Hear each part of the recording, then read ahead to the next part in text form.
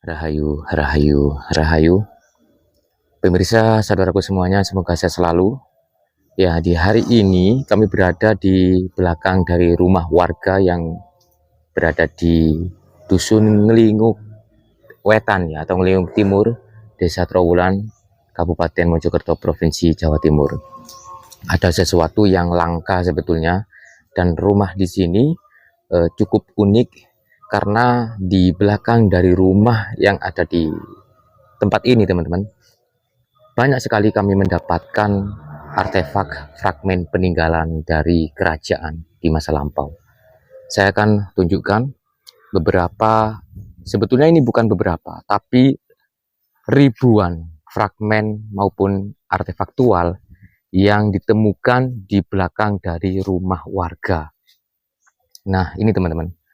Jadi di sini kita banyak mendapati bermacam jenis ya fragmen perabotan dari masa kerajaan maupun perlengkapan ritual serta beberapa material pas dari bangunan candi. Nah, seperti ini salah satu contohnya, saudaraku. Di sini kami mendapatkan batu dengan pola cekungan di tengahnya. Warga lokal menyebutnya dengan lesung ya. Nah, seperti ini teman-teman. Penggunaan ini dari zaman kerajaan itu dimanfaatkan untuk menumbuk bahan baku makanan, bedak, ataupun racikan jamu. Nah, ini terbuat dari batu utuh begitu dengan dipahat di tengahnya ya cekungan seperti ini, saudaraku. Dan ada banyak sekali kami mendapatkan lesung-lesung ya. Nah, seperti ini. Namun di sisi lain ada beberapa istilahnya itu tutur warga sumber lokal begitu ya, yang menyatakan bahwa kalau ada batu dengan pola seperti ini, namun bukan merupakan cekungan tapi dia tembus. Nah, ini tembus teman-teman. Nah, ini menurut dari warga lokal untuk penyangga bendera, tiang bendera. Nah, bisa kita bayangkan bahwa di zaman kerajaan ada penerapan kasta ya. Tidak semua warga bisa memajang ataupun mendirikan bendera di depan rumahnya. Hanya orang-orang tertentu saja karena waktu itu memang ada penerapan kasta. Nah, teman-teman, saya akan review satu persatu dalam artian macam-macam fragmen yang ada di sini. Nah, di sini kita dapatkan dengan terakota ya. Terakota merupakan tanah liat yang dibakar dan dibentuk oleh para pengrajin. Nah, di sini ada yang membentuk seperti apa istilahnya itu pecahan wadah ya, serta ada fragmen terakota dengan berbagai macam ukiran. Nah, ada ukel, ada selubung tiang, serta beberapa terakota lainnya begitu, saudaraku. Nah, di sisi lain kalau kita coba geser ke sini, teman-teman, tumpukan fragmen keramik dari berbagai macam dinasti, dari dinasti Song, Ming, Yuan, beserta dinasti yang terakhir ya. Nah, banyak sekali kami dapatkan, teman-teman. Nah, seperti ini salah satu contohnya. Kalau glasirnya tidak begitu mulus maupun kinclong istilahnya itu ya, itu bisa dipastikan ada kemiripan begitu ya dengan dinasti yang lebih tua. Banyak sekali kami dapatkan. Nah, ini yang lebih utuh. Ada semacam apa ini? Nah, macam tempat, mungkin tempat itu ya, jamu ataupun apa begitu ya. Banyak sekali kami dapatkan dan ini berada di belakang dari rumah warga, saudaraku. Dan ini bukan merupakan itu ya, bukan merupakan bahan modern, tapi ini adalah peninggalan dari kerajaan Majapahit. Kita ketahui bahwa saat ini yang saya pijaki saat ini merupakan kota Raja Majapahit yang berada di Trowulan. Itu menjadi salah satu tempat pusat dari kerajaan Majapahit. Dan bagi orang Trowulan ya, mayoritas dari lahan yang berada di Trowulan ya, semua warga itu ya sering sekali mendapati fragmen-fragmen seperti ini maupun struktur-struktur begitu ya. Sebetulnya banyak sekali teman-teman yang kita dapatkan dan ada yang lebih istimewa sebetulnya. Nah, ada yang lebih istimewa kalau kita coba berjalan begitu ya menuju ke beberapa meter dari sini. Nah, ini pemukiman warga dan saya coba untuk berjalan menuju ke belakang dari pemukiman warga. Nah, habis ini kita dapatkan sesuatu yang sangat-sangat istimewa yang berada di terowongan ini. Nah, salah satu untuk sebagai bukti bahwa Trowulan adalah pusat dari kerajaan Majapahit, dan Majapahit bukan kerajaan fiktif, saudaraku, tapi kerajaan yang benar-benar ada ya. Banyak sekali sumber primer yang menjadi pendukung tentang adanya kerajaan Majapahit. Oke. Nah, di tahun 2003, saudaraku, salah satu warga yang ada di Ngelinguk Wetan ini, Trowulan ini, menemukan struktur ketika mengembala sapi, begitu ya. Tiba-tiba kaki dari sapi tersebut terperosok ke salah satu lubang yang awalnya lubang tersebut tidak begitu dalam. Nah, anehnya ketika banjir begitu ya, eh, air sering masuk ke dalam lubang yang hanya diameter 10 cm tersebut. Itu menjadi sesuatu kecurigaan dari Pak Muslimin selaku pengembala sapi tersebut. Nah, digalilah lubang yang hanya ukuran 10 cm tadi. Ternyata di dalamnya terdapat bangunan yang megah, saudaraku. Sebelum saya mereview bangunan megah ini, saya akan memperlihatkan beberapa foto yang awal dari ditemukannya bangunan ini, teman-teman. Nah, ini saudaraku, ini adalah foto pertama kali waktu ditemukannya bangunan yang sangat megah, yang diduga kuat merupakan bangunan suci atau candi.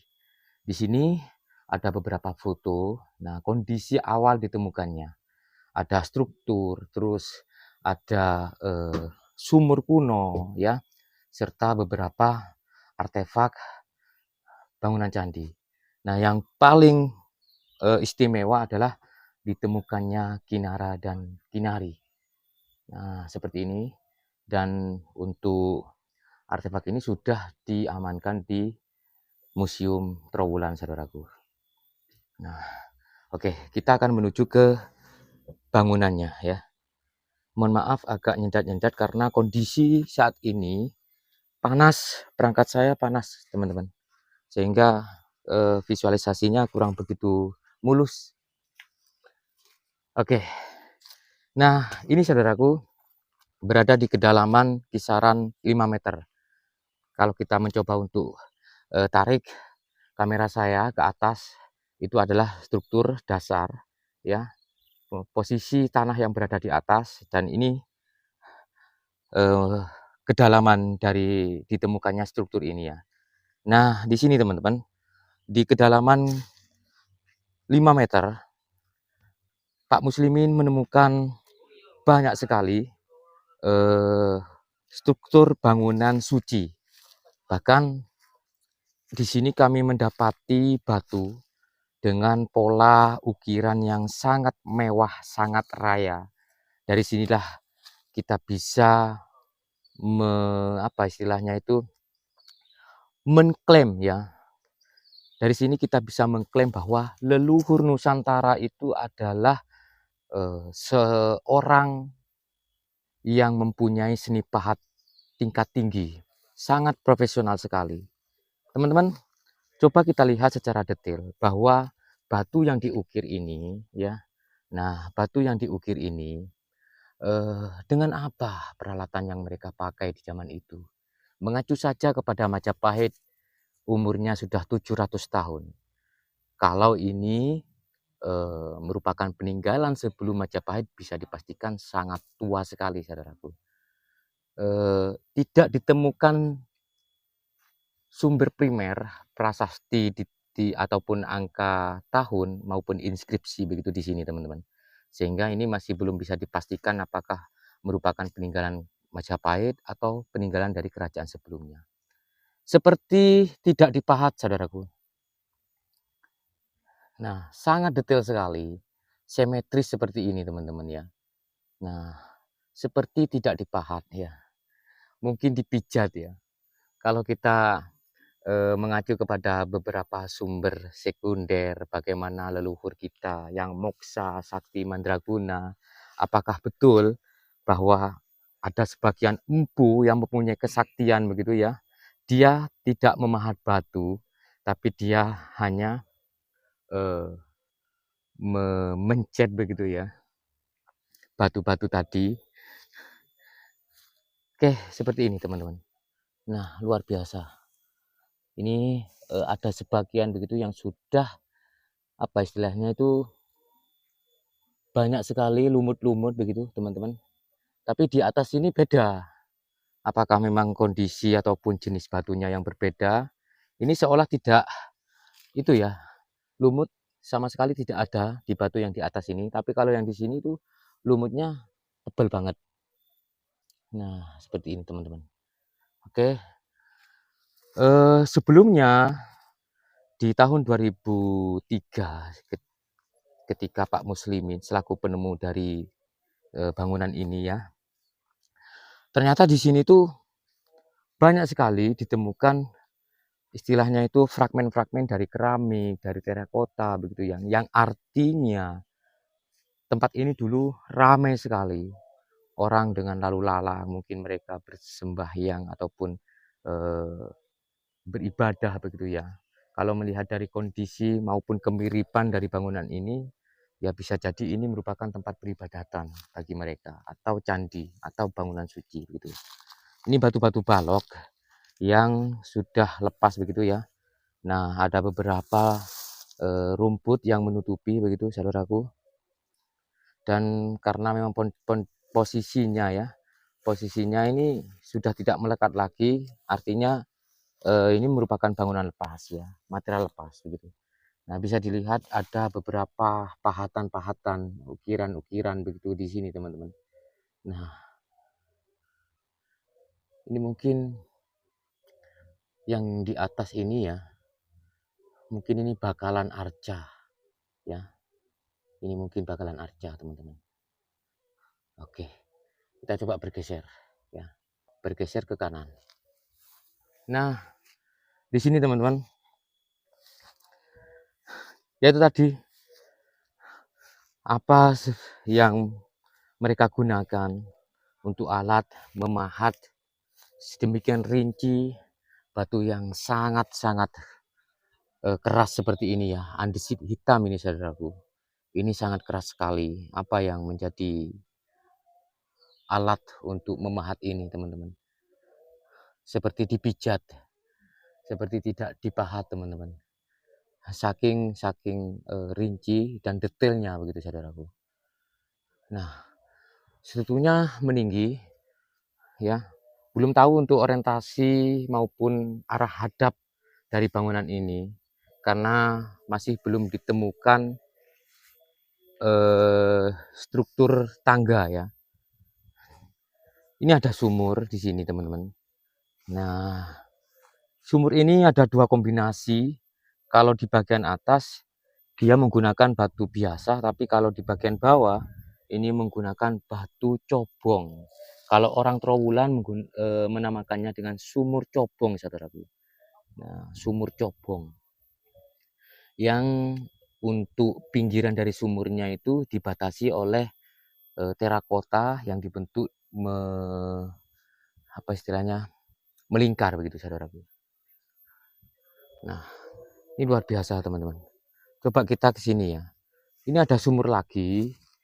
Nah, sudah dimanfaatkan sebetulnya oleh warga ya, bahwa sumur ini bukan sumur baru, teman-teman, tapi ini adalah sumur peninggalan kerajaan, ya.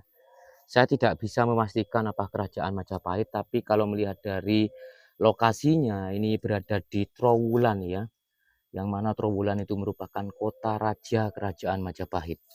Nah, di sini teman-teman, ya, ini adalah sumur, ya, yang di dalamnya masih terdapat air. Tidak begitu kelihatan. Nah, tapi ini untuk struktur sumur ini seolah-olah itu memang tidak menggunakan racikan semen, ya. Dia menggunakan sistem kosor begitu, ya. Batu satu digosok, ya, sampai membentuk atau menghasilkan serbuk batu bata. Setelah itu diberi air, baru dia bisa nempel, melekat sampai ratusan tahun. Sebagai buktinya adalah sumur ini. Nah, tidak begitu dalam, hanya kisaran 3-4 meter. Di situ sudah ada air, dan ini menggunakan batu bata bengkok. Nah, seperti apa batu bata bengkok? Ini adalah batu bata bengkok, teman-teman. Ya, agak bengkok memang. Sehingga kalau disambung dari satu batu ke batu yang lain, membentuk lingkaran seperti ini. Batu bata bengkok. Luar biasa, saudaraku. Oke, teman-teman, cukup ya. Ini sudah waktu azan duhur, kita istirahat dulu dan semoga bermanfaat. Wassalamualaikum warahmatullahi wabarakatuh.